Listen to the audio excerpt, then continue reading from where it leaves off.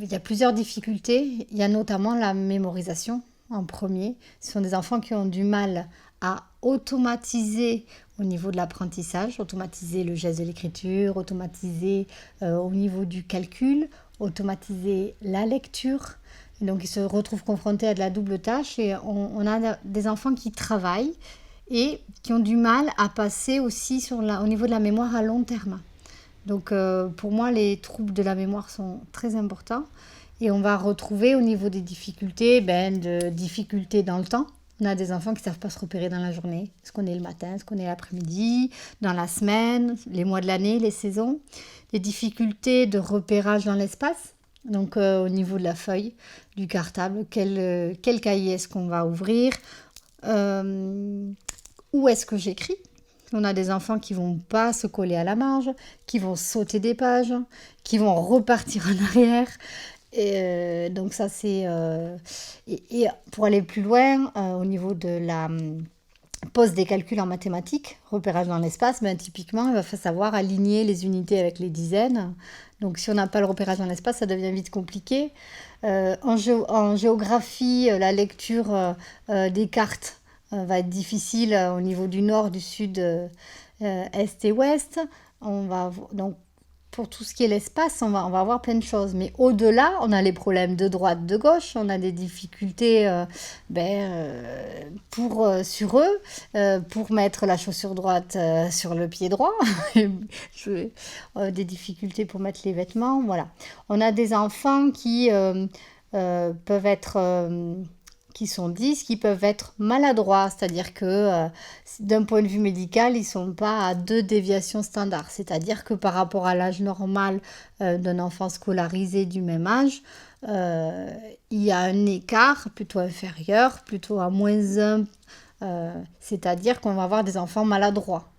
Ils ne sont pas dyspraxiques, mais ils vont faire tomber leur stylo, ils vont se cogner à la table, ils vont faire tomber le stylo du tableau. Donc dans la praxie, voilà, ça peut être un petit peu plus difficile. Donc relier, faire un trait, faire de la géométrie, on retrouve tout ça. Donc l'espace, le temps, tout ce qui est conscience phonologique, arriver à distinguer l'ensemble des sons.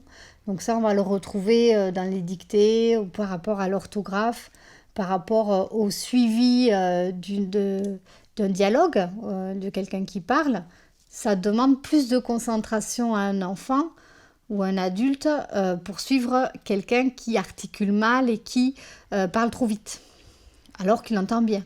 Il y a eu bien sûr des bilans qui ont été faits au ORL pour écarter tout trouble auditif. Et visuel aussi, puisque on va avoir des enfants qui voient bien et qui pourtant ils vont en voir les lettres bouger. Et on peut avoir des confusions visuelles, des difficultés pour écrire sur la ligne, des difficultés pour suivre au niveau du tableau parce qu'on est en position verticale et on va passer au niveau de l'écrit sur une position horizontale. Donc là, on va se retrouver sur une configuration qui est en fait différente et on peut avoir un enfant qui va être en réussite s'il est sur du vertical et en difficulté sur une position horizontale. D'où l'importance de varier les supports et pour amener l'enfant à s'habituer pour passer d'un support vertical vers une prise de notes sur du long terme.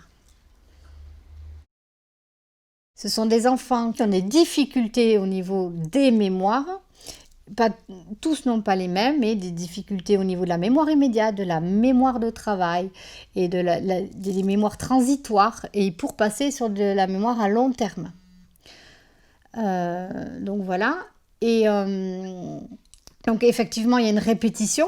On fonctionne par séquence. Et au niveau des séquences, il y a une répétition. Et ensuite, on va aborder de différentes manières une même leçon.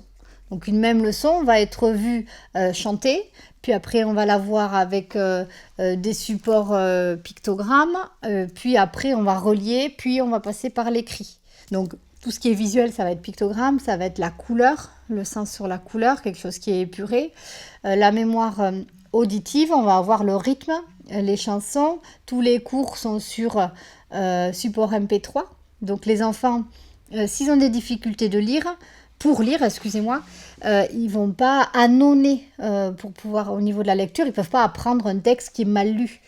Alors que s'il a grâce à l'MP3, il l'intégrera beaucoup plus facilement. Et ensuite, on a la mémoire du geste et la mémoire du mouvement, où là, on va les mettre en action. On va mimer, on va théâtraliser et on va...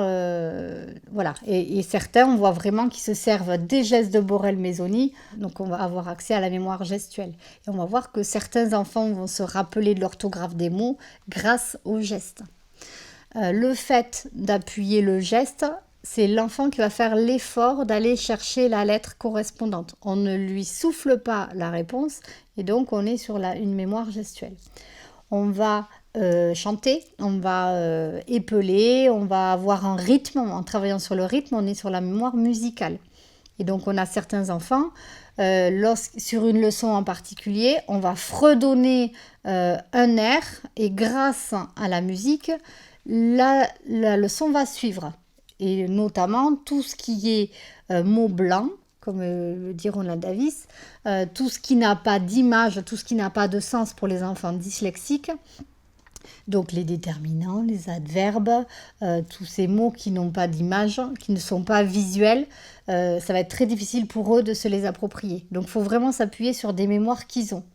Et l'objectif de l'école, c'est aussi de rester en petits groupes, parce qu'à 10, on peut se permettre de décloisonner. À 10, effectivement, on a des enfants, nous, avec des écarts énormes que l'on peut observer. On peut avoir un enfant en CM2 qui ne sait pas lire. Donc, selon, par exemple, un niveau de lecture, on a un emploi du temps qui est identique dans toutes les classes. On va pouvoir aménager un emploi du temps pour un enfant ou deux. Ça ne peut pas être pour chacun, bien sûr.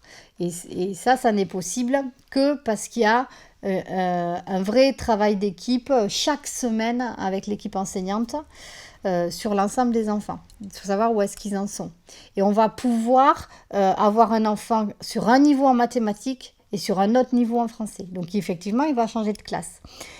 Et après, on a les mêmes repères, les mêmes cahiers, ils ont tous le même cartable. On voit que c'est un trou de l'automatisation. Donc une fois que l'enfant a automatisé les couleurs, les cahiers, le fonctionnement et la façon d'apprentissage, nous, sur les grandes classes, on va bien plus vite parce que l'enfant est prêt à travailler.